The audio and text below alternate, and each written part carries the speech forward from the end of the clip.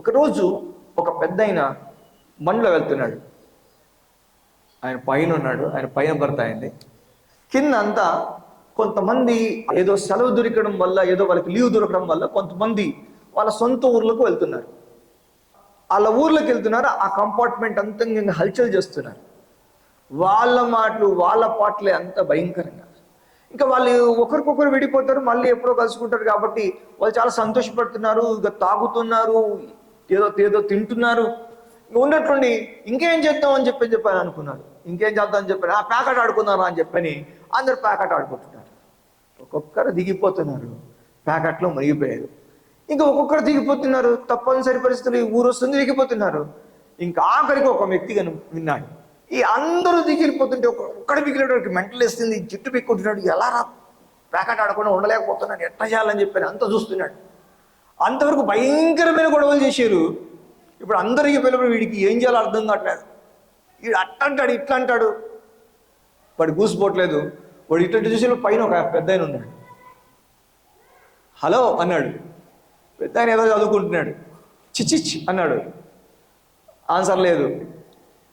దానికి ఓ పెద్ద ఆయన అన్నాడు. అప్పుడు పెద్ద ఆయన యు మీన్ మీ అన్నాడు. నన్నే అన్నాడు. నిన్నే రా దిగు మందేద్దాం. అరే రాయ బాబు, ప్యాకెట్ ఆడుకుందాం, ఊసిపోవట్లేదు. రారా తిందాం, మంచిగా తినడానికి ఉంది, మంచిగా తాగడానికి ఉంది, మంచిగా ఎంజాయ్ చేయడానికి అన్నీ ఉన్నాయి, దిగిరా. మందు ఆర్మీ వాళ్ళకి దొరికే మందు ఉందయ్యా, మందు మామూలు మందు కాదు, రా దిగు అని. ఈయన ఏమనుకున్నాడంటే ఆ పెద్ద ఆయన ఇంకా దుంకేస్తాడమ్మ అక్కడి నుంచి అని చెప్పి దూకాయి దూకాయి అంటున్నాడు. పెద్ద ఆయన ఎట్లా అన్నాడు, అవునా అని. అయితే అయి ఉండొచ్చు కానీ నా చేతులు లేవన్నాడు. మెంటలు వేసేసింది. చేతులు లేవా, దిగడానికి కాలు కూడా లేవు అన్నాడు. కాలు కూడా లేవా, అదేంటి ఏదో పుస్తకం పట్టుకున్నావు, నీకు చెయ్యి ఉంది అన్నాడు. ఆ చెయ్యి నాది కాదు అన్నాడు. వీడికి మత్తి ఎక్కిన కిక్కంతా దిగిపోయింది. దిగిపోయి వీడు అన్నాడు, అంత అబద్ధాలు ఆడుతున్నావు, నీ కాళ్ళు కూడా ఉన్నాయి, నీ కాళ్ళు ఇందాక చూసాను నేను అని చెప్పాను. అవి నావి కాదన్నాడు. ఏంటి అబ్బా నువ్వు అని చెప్పాను. అసలు ఏంది పెద్ద అయినా నీ కథ అంటే, అయ్యా అవన్నీ యేసుక్రీస్తుకు ఎప్పుడో ఇచ్చేసాను అన్నాడు. నా వేషవాసలన్నీ నీకే సమర్పించి తినయ్యా. ఏంటంట, నా వేషము, భాష, నా అన్నీ నేను ఎవరికి ఇచ్చేసాను? యేసుకి ఇచ్చేసాను. ఒకవేళ నీ దగ్గర మిలిటరీ క్యాంటీన్లో దొరికే మందు దొరకచ్చు, లోకమంతా నీ దగ్గర ఎగబడి రావచ్చు, బట్ అది తీసుకునే జీవితం నా దగ్గర లేదు. దాని ఎందుకు సంతోషపడే జీవితం నాది కాదు. నీకు ఊసిపోక నీ దగ్గర ఉన్నది అన్ని పెట్టి ఒకవేళ నన్ను సంతోషపరచాలని అనుకోవచ్చు. లోకం కోసం కకృతి పడే హృదయం నా దగ్గర లేదు. ఏమైంది? నేను యేసయ్యకి ఇచ్చేసాను. నేను ప్రతి ఆదివారము ప్రభువు వాళ్ళ దగ్గర నన్ను నేను పూర్తిగా సజీవయాగంగా సమర్పించుకునేవాడిని. నాకు ఒక సిలువ ఉంది, ఆ సిలువ జీవము కలిగి ఉండే విధంగా నన్ను చేసింది. చచ్చినోళ్ళలాగా చేయలేదు, జీవము కలిగినట్టు చేసింది. అంటే ఆ మనిషి ఇంకేం మాట్లాడేవాడు. నా కోసం ఒక ఆయన సెలవులో చచ్చిపోయాడయ్యా, నన్ను బతికించడం కోసము. మరలా నేను చావలేనయ్యా. ఒకవేళ నువ్వు ఇప్పుడు నన్ను పిలిచి నన్ను చంపితే, నువ్వు చెప్పినట్లు చేసి నేను చస్తే, నా కోసం చావడానికి ఇంకొకరు లేరని బైబిల్లో రాయబడి ఉంది అన్నాడు. పిల్లరా, నీకొక బలిపీఠం ఉంది, అది నిన్ను బ్రతికిస్తుంది. నీకొక బలిపీఠం ఉంది, నీ శాపాన్ని అది దాటిస్తుంది. నీకొక బలిపీఠం ఉంది, నీ దుఃఖ దినములు సమాప్తంలో అవుతాయి. నీకొక బలిపీఠం ఉంది, నువ్వు గెలిచి జరుగుతావు. నేను ఇలా వాక్యం చెప్తానంటే కారణం మందిని బట్టి కాదు, నిలబడింది మిమ్మల్ని బట్టి కాదు. నాకు ఒక బలిపీఠం ఉంది, నేను యేసుతో కూడా సిలువ వేయబడి ఉన్నాను. అందుకని నాకు తెలివి ఉంది, జ్ఞానం ఉంది. పదుల సంఖ్యలో నా బంధువులు వచ్చి ఆచారాలను ప్రేరేపించిన ఒక్కటైనా దరికి రానియకుండా యేసును ప్రకటించాను. నాకు అక్షంతలు వేసుకోవాలని చాలా ఇష్టం.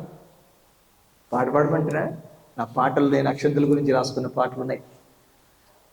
అక్షంతలు వేసుకోవాలని ఇష్టం. నాకు తోరణాలు కట్టడం ఇష్టం. పచ్చని పందిరిలోన చూడముచ్చటైన జంట పాట రాసినట్టు నేను. పచ్చని పందిరి అంటే నాకు కూడా ఇష్టమే. అక్షంతల వాన అని రాసిన వాడిని నేను. ఇష్టమే, చేసినోడ్నే, స్నేహితుల దగ్గరికి వెళ్ళినోడ్నే. కానీ సిలువ వేయబడిన తర్వాత అక్షంతలకు నేను, నాకు అక్షంతలు సిలువ వేసుకున్నామంతే. లోకానికి నేను, నాకు లోకము సిలువ వేసుకున్నట్టు. అందుకే బ్రతుకుతున్నా. మామూలు బతకడం లేదు. ఇలా బ్రతకడం కోసమే బలిపీఠం. దేవుని స్తోత్రం కలిగినాక. నాకు కష్టాలు ఉన్నాయి, నాకు బాధలు ఉన్నాయి, నేనేం సింపబెడుతున్నా, నాకు శ్రమలు ఉన్నాయి. కానీ ఏది నన్ను ముంచెత్తలేకపోతా ఉంది. బికాస్ ఎందుకంటే నాకున్న బలిపీఠం, అదే నా విషయం. ఎప్పటికప్పుడు సరి చేసుకోవడానికి నాకు ఒక బలిపీఠం ఉంది. ఏ క్షణమైనా దేని మీద అధికారం లేనట్టుగా నన్ను నేను సరి చేసుకుని ఆయన రక్షణ చూడడానికి నాకు యోగ్యత ఆ బలిపీఠం ఇస్తుంది. విననేరకున్నట్లుగా నా చెవులు మందము కాలేదు, రక్షింపనేరకున్నట్లుగా నా హస్తములు కురుచ కాలేదు. కానీ మీ దోషములు మీకును మీ దేవునికి అడ్డముగా వస్తున్నాయని యెషయా గ్రంథం 59 రాయబడింది. అట్లాంటి దోషం ఏది లేకుండా ఉండాలంటే బలిపీఠం ఉన్న వాడికే అది సాధ్యపడుతుంది. బల్లం ఉన్న వాడికి అది సాధ్యపడుతుంది. జయము నీదే ఓ తమ్ముడా, జయము నీదే ఓ చెల్లెలా, సిలువ నీదైతే విలువ నీదే, సిలువ నీదైతే జయము నీదే. కాబట్టి మాకు జయం ఉంది, మాకు విలువ ఉంది. ఎందుకో తెలుసా? ప్రతి స్థితిలో సెలవు వేసుకోవడం. ఒక మాటను ఎవరైనా బాధ పెడితే ఇంకా మళ్ళీ ఆ విషయంలో బతకూడదు. ఇది జరుగుతుందండి వదలకూడదు. ఇది సాతాను ద్వారా మాట్లాడినాను, ఇది సాతాను ద్వారా ఆలోచించినాను, ఇది సాతాను ద్వారా చేశారు, వద్దు, ఇది ఉండకూడదు, దీన్ని సిలువ వేసేస్తాను. అది ఉండకపోతే నాకు జయం వస్తుంది. ఆ పాపం మళ్ళీ చేసుకుంటూ పోతే నాకు విలువ పోతుంది. కాబట్టి నాకు విలువ ఇవ్వడానికి ఒక సిలువ. అవును పిల్లరా, ప్రేమతో మీకు చెప్తున్నా, మనకొక బలిపీఠం.